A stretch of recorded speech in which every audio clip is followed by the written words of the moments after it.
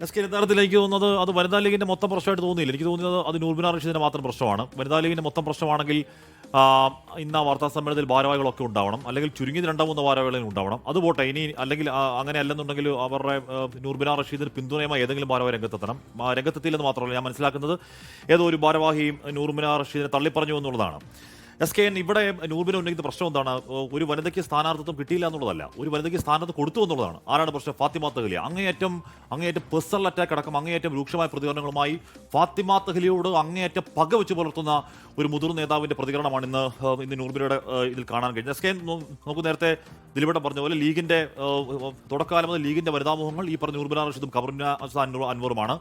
ഏതൊക്കെ കാലത്ത് UDF അധികാരത്തിൽ വന്നു അന്നൊക്കെ ഈ പറയുന്ന നൂർബിന റഷീദിന് അവസരങ്ങൾ, പദവികളുണ്ട്. അത് ഈ പറഞ്ഞ വനിതാ കമ്മീഷൻ അടക്കം. ഏറ്റവും ഒടുവിൽ MK മുന്നിൽ അവിടുന്ന് പോകുമ്പോൾ കോഴിക്കോട് സൗത്തിൽ അവരുടെ സിറ്റിംഗ് സീറ്റിൽ, ശക്തമായ സീറ്റിൽ ഫീൽഡ് ചെയ്താരെയാണ്? അത് ഈ പറഞ്ഞ നൂർബിന റഷീദിനെയാണ്. അത് സിറ്റിംഗ് സീറ്റാണ്, അവർ ശക്തമായ സീറ്റാണ്. അവിടെ MK മുന്നിൽ സിറ്റിംഗ് സീറ്റായിരുന്നു. അവിടെ SK അഹമ്മദ് ദേവർകോവിൽ ഇപ്പോഴാണല്ലോ വലിയ മന്ത്രിയൊക്കെ.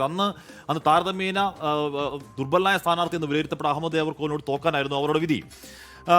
അതുകൊണ്ട് നൂർബിന റഷീദിനെ പരിഗണിച്ചിട്ടില്ല എന്ന് പറയുന്നത് അസാധ്യമാണ്. SK നോക്കൂ, ഇവിടെ ഫാത്തിമ തഹ്ലി ഇന്നലെ ഷാഫി പറമ്പിലിനൊപ്പമുള്ള ഒരു ചിത്രം ഫേസ്ബുക്കിലിട്ടു. SK അതിന് താഴെ വരുന്ന കമന്റ് ഒന്ന് വായിച്ചു നോക്കണം. താങ്ങാൻ കഴിയാത്ത രീതിയിലുള്ള അങ്ങേയറ്റത്തെ അശ്ലീലം, മര്യാദകളുടെ വൃത്തികെട്ട കമന്റുകൾ കൊണ്ട് നിറയുകയാണ്. അത് മാത്രമല്ല, ഫാത്തിമ തഹ്ലിക്കെതിരായ അവിടെ ആ മണ്ഡലത്തിൽ LDFന്റെ ഒരു പ്രചരണ വാഹനത്തിൽ പറഞ്ഞ വർഗീയത നമ്മൾ ഇന്നലെ കേട്ടു. അത് ഞങ്ങളുടെ അല്ല എന്ന് TP രാമകൃഷ്ണൻ പറയുന്നുണ്ടെങ്കിൽ കൂടിയും കാഫർ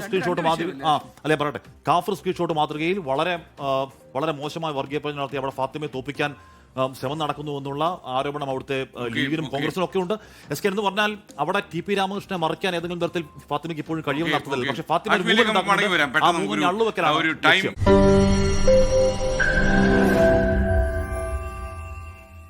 ലോകത്തെവിടെയായാലും ഏത് സമയത്തും 24 വാർത്തകളും ഓഗ്മെന്റഡ് റിയാലിറ്റി പാക്കേജുകളും എക്സ്പ്ലെയിനറുകളും വിശദമായി കാണാൻ ഞങ്ങളുടെ YouTube ചാനൽ നിങ്ങൾക്ക് സബ്സ്ക്രൈബ് ചെയ്യാം.